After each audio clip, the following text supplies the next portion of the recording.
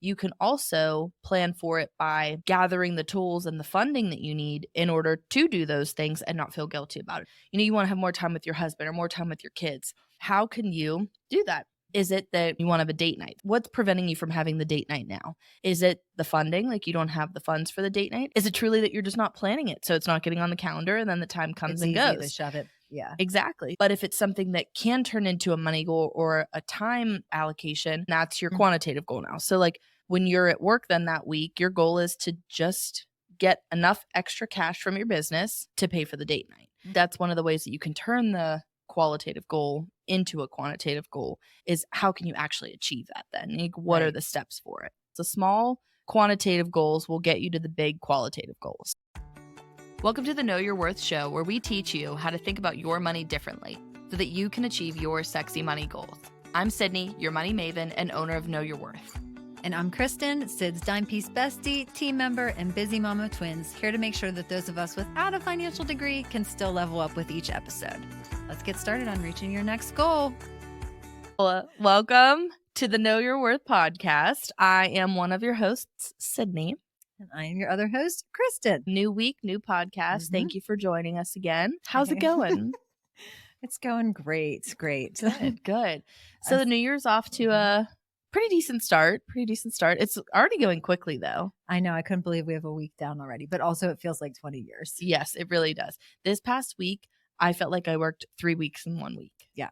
I saw this meme that said, so far 2024 just feels like when your congestion moves from one nostril to the other nostril, the same but different. Yep, absolutely. Yeah. So you just roll over and switch sides. Yeah. So it just kind of feels like I flipped the pillow over and it's like kind of cool and nice, but also still hard. Yep. Yeah. That is where we're at. Yeah. So happy 2024. Yeah. Did you come here for motivation? So with that, we've actually been talking to a couple other business owners that we work with, some of our podcast listeners, and some just friends and family about a lot of their goals. I feel like it's just an easy conversation to have with everybody at the beginning of the years. What are some of the goals that you have? What are some of the things you want to accomplish? And we have noticed a bit of a trend with some of the people that we've been talking to. So that's what we're going to talk about today. Yeah. One of the big things we noticed is with a lot of the businesses that are going into, they're a couple years into operations now. So when you're a new business owner, I feel like it's really easy to have like big, like quantitative goals, big numbers in mind, really specific numbers or parameters that you would like to achieve that are quantitative in your business. For a lot of the business owners that we've been talking to that are maybe 3 years in, 4 years in, they are definitely feeling more qualitative. That a lot of them have said that they don't really have a goal set for this year. Yeah, like not feeling like things are okay enough and they're not feeling the motivation to like push themselves. Yeah. But they want to maintain, but they just want to like kind of feel good and they don't feel good right now. Yeah. It's a little bit of burnout, I think, like the winter months and like the dreariness right now. You want to feel excited and motivated about the new year, but it's also tough to get through year end. It's tough to get that final push in, and you might not have completely rejuvenated with just the holidays, or maybe the holidays really drained you there. So it's kind of a couple different things there of you just might feel burnout right now. It's hard to feel really hopeful whenever it's dreary. At least in Pittsburgh, this was like the first snowy week we had too. So it was cold, it was wet, it was rainy, it was snowy, it was icy, it was everything all in one, and it wasn't sunny. Right. And I think too, like when you're surrounded, like as soon as you open Instagram, it's like new year, new me. Like I have these goals, I have this goals, and it's just like, I don't have any goals. Like I just want to take a nap and then wake up and maybe try again. And I know we've talked about a lot of our goals and what they are, and we're still really excited about all of them. But we wanted to talk a little bit more today about the qualitative goals versus the quantitative goals and how those are still sexy goals, and they can be sexy money goals, but they are sexy goals, even if they're about feeling more than about numbers or data. Yeah. So let's talk about what qualitative means in this sense. Like what are we referring to? So some of the things that I've talked to people about this year so far is like, I don't have any number goals for my business. I just want to feel good. I just want to have more time to myself.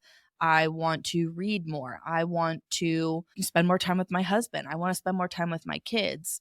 And I just don't want to feel overwhelmed this year. I want to go through this whole year not feeling overwhelmed. So they're looking at it from a feeling perspective more than a numbers perspective.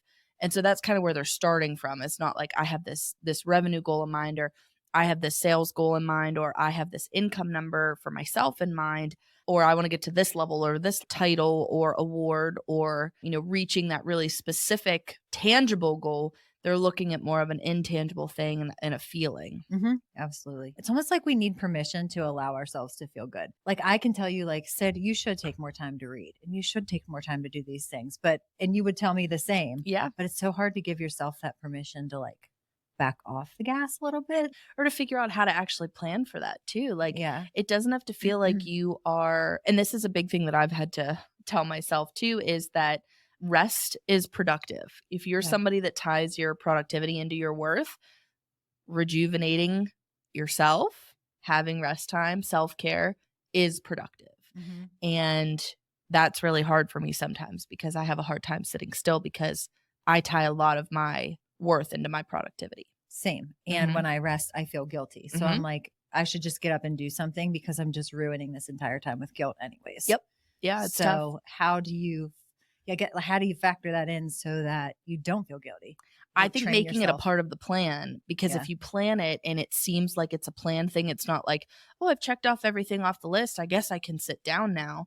If you plan it and it's a part of your weekly plan, then it feels like it's more of a schedule and you've created the time for it, so you don't feel as guilty when you actually sit down for it. But I think also thinking about the money implications that go into that, you can also plan for it by gathering the tools and the funding that you need in order to do those things and not feel guilty about it, not feel like you're being wasteful, or not feel like you're not doing the right thing. Like, you're planning for it, you're working for it, and the reward, the tangible, ends up being that. Right. So I think, like, for one of the things that, you want to have more time with your husband or more time with your kids, how can you do that? Is it that you want to have more time with your husband, you want to have a date night? So what's preventing you from having the date night now? Is it the funding? Like, you don't have the funds for the date night? Is it the time? You don't have the availability for it? Is it, you don't know where to go? Is it babysitter? Exactly. Like, what is it that's causing you to not have that so far? Is it truly that you're just not planning it, so it's not getting on the calendar, and then the time comes and goes? To shove it. Yeah. Exactly. So you need to set reminders to get it on the calendar. But if it's something that can turn into a money goal or a time allocation, is it that, okay, for date nights, we want to have one date night every week or every 2 weeks. Where do you want to go? So we want to go to dinner, we want to go to a movie, we want to go do an activity. Well, how much does that typically cost? Well, if we want to go to dinner and have a nice glass of wine, we want to get dessert, we want to go to a movie or do an activity that might look like $100, might look like $20. It depends on where you're going and what you're getting. But think about what your favorite spots are, where you'd want to go, put a dollar amount to that, and then that's your quantitative goal now. So, like, when you're at work then that week, your goal is to just get enough extra cash from your business to pay for the date night. And then that's the immediate reward for it. So you don't have to feel guilty for it, because that's what you're working for. That's the goal you're working towards. Yeah. So it doesn't have to be that, my goal is to hit 100K in revenue this year. It could be, I want to have the same year as last year, but I want to be able to have $400 extra a month for date nights. And if you have kids, maybe it's, I want it to be $700 extra so I can have date nights and have a babysitter, that I don't have to call my mom or my sister, or I can actually beg for free do this. Yeah. It's like, you can feel really good about it. You don't feel guilty asking your close network. You can bring somebody in, pay for them, spend more time out, and have a totally guilt-free night where, that's their job and their responsibility, and you're off the hook then. So I think that's one of the ways that you can turn the qualitative goal into a quantitative goal, is how can you actually achieve that then? Like, what are the steps for it? Right. I know that if I can speak for myself, like, I don't have huge business goals this year. Like, I love who I work for. I'm happy with what I'm making. So, but my issue is I do want more quality time with my kids. I'm with them 24/7, but it's not quality time. It's, hang on, mommy will be right over. Hang on, mommy has to finish this email. Mommy has to schedule this post. Mommy has to do this. And meanwhile, they're just standing around me like a pack of wild dogs. And I'm just like losing my absolute shit. So my my qualitative goal is, yes, more quality time with them, but it's going to require me to, this is when I'm doing these posts, this is when I'm doing these emails, being so much more intentional with my work time, which will take some pressure off of me on the back end, that I can spend that time with them and sit down and focus just on the wild wolves and feeding them so they don't eat me alive. Yeah. It So, makes a big difference. and that would make a difference in how I feel about myself as a mom, as a person, because a lot of the time, then on top of the I'm not getting shit done. Sorry, I said shit twice, 3 times now. But we've already covered this. We can swear on this podcast. I have the mom guilt of I'm doing a crappy job as a mom. Yeah. So that's tough. It is tough, but it's easy to let yourself and all of the people that you love around you like slip to last place. Why is that? Yeah. It is. It's just crazy. A lot of my goals this year too center around my personal health. And I feel like that's what most people are starting off the year with, is personal health. But that's a big deal for me this year. I really put that at the wayside last year. I think in the beginning of the year, I felt like I was like, just fighting to survive in the business before I had my 2 full-time hires start. And so now this year, we're starting out the year with the 2 full-time hires, and we're also starting with 2 part-time hires.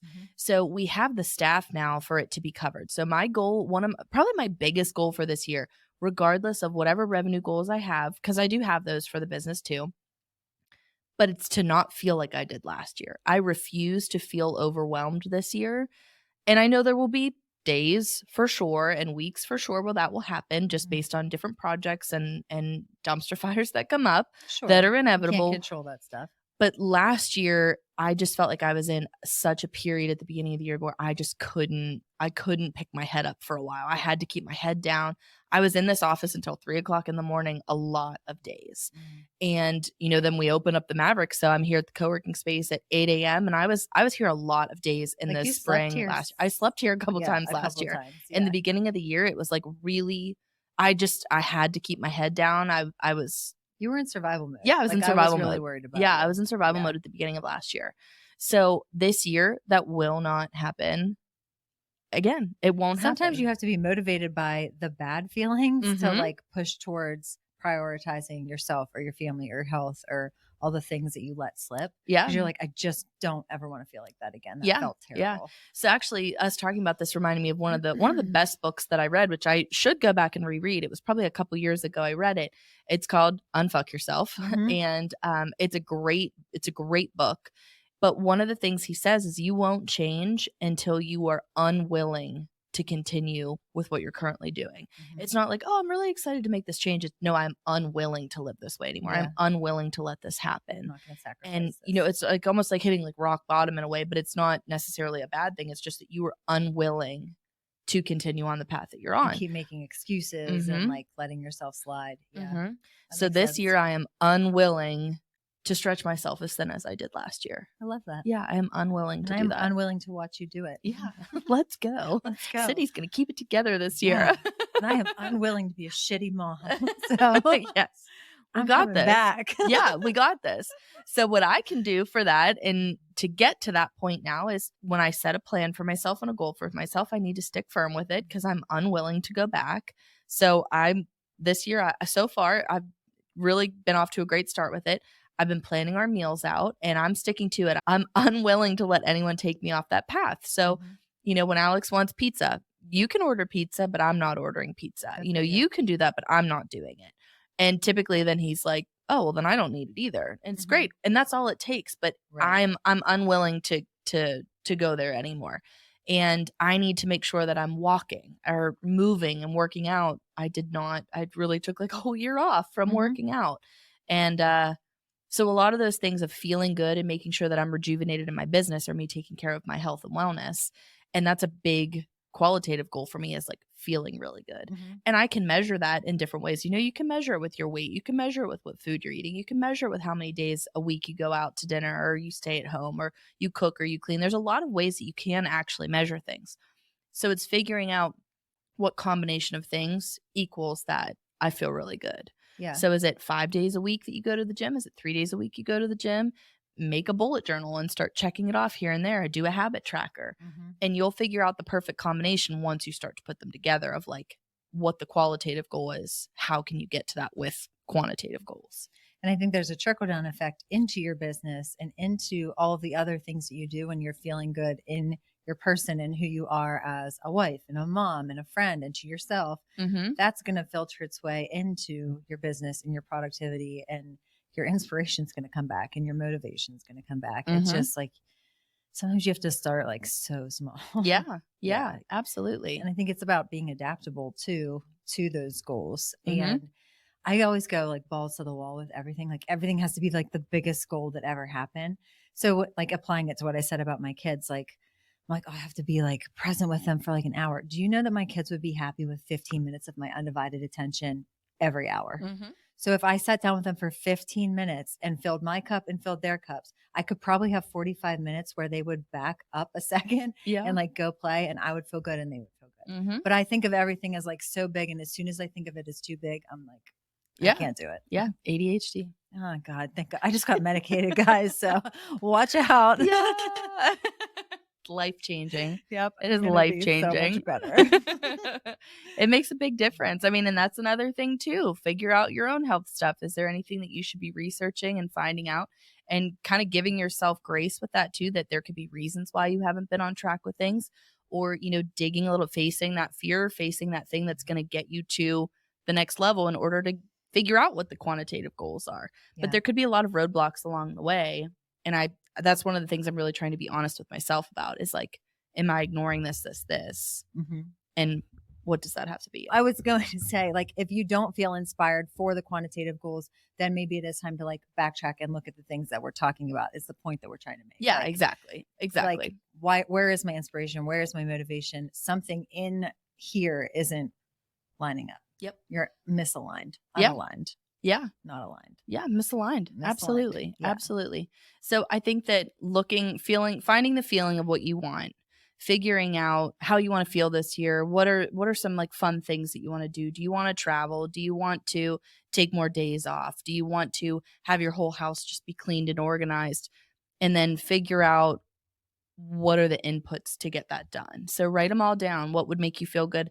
For your house to be cleaned, what does cleaned feel like for you? Do you need to dust every day? Do you need to vacuum? Do you need to just take the trash out every day? Like, what do you need to do for it to feel better? Do you know, one of the things that's actually on my list for that is like, every month I just want to keep a bin somewhere for donate. So every time I see something that just doesn't serve me anymore, I find something in my closet, oh, I forgot I had this, right in the donate box. And then every week or every 2 weeks, I just want to take that out. I want it to leave the house. Like, don't drive around with it in your trunk for 3 years. Yep. Like I do. Oh, same.